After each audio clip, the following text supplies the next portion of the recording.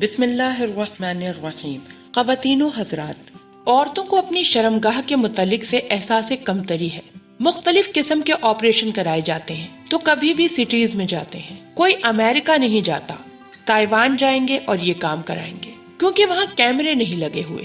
تو چھوٹے چھوٹے سٹیز میں یہ کام ہوتے ہیں تاکہ کم سے کم لوگوں کو پتہ لگے کہ یہ لوگ یہ کام کرتے ہیں۔ تو ان لوگوں کو دیکھ کر ہماری عورتیں بھی اس طرف مائل ہو رہی ہیں۔ اور عورتیں کیسی ہیں کہ مجھے فلاں ویسے چاہیے کیونکہ فلاں عورتیں ویسے ہیں، اور مختلف چیزوں کو کہا جا رہا ہے کہ ایسا ہے تو یو آر پرفیکٹ، ایسا نہیں ہے تو تم پرفیکٹ نہیں ہو۔ ایک مسلم مرد صرف ایک عورت یا 2، 3، 4 سے شادی کرے گا، اس کے علاوہ اس کو نالج نہیں کہ 5، 6، 7 نہیں ہوتا۔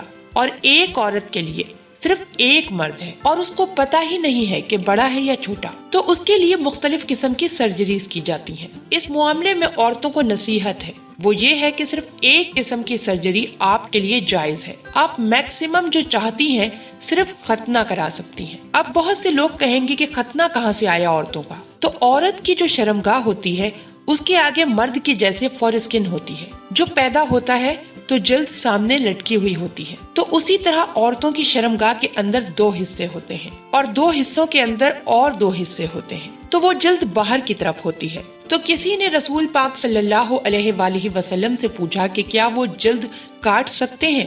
تو کہا کہ ہاں، لیکن زیادہ نہیں، ورنہ تم لذت کھو دو گی، کیونکہ وہ حصہ لذت میں کام آتا ہے، وہ حصہ سیکچول لائف کو انہینس کرتا ہے، وہ حصہ لذت دیتا ہے، مرد کو بھی اور عورت کو بھی۔ تو کہا کہ کر سکتی ہو but up to certain level.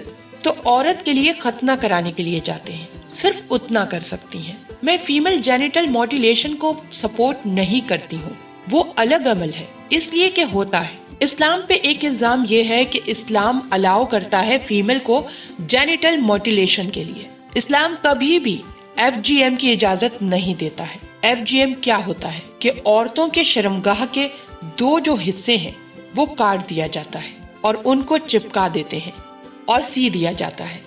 سینے کے بعد صرف ایک سوراخ نیچے چھوڑا جاتا ہے جس سے پیشاب اور حیض کا خون نکلے۔ اس کی وجہ کیا بتائی جاتی ہے؟ جب اس کا نکاح ہوتا ہے تو نکاح سے پہلے اس کو واپس کھولا جاتا ہے اور کاٹا جاتا ہے تاکہ وہ اپنے شوہر کی اتباع کرے۔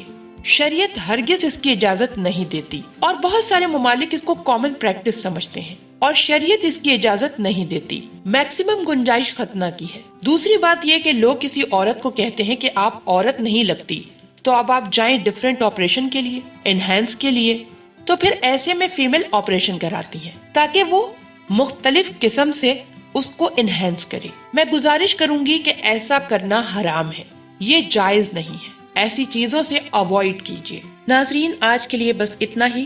اسی طرح کی مزید اچھی اور انفارمیٹیو ویڈیوز کے لیے ہمارے چینل کو ابھی سبسکرائب کریں اور اگلی ویڈیو تک کے لیے اجازت دیجیے۔ اللہ حافظ۔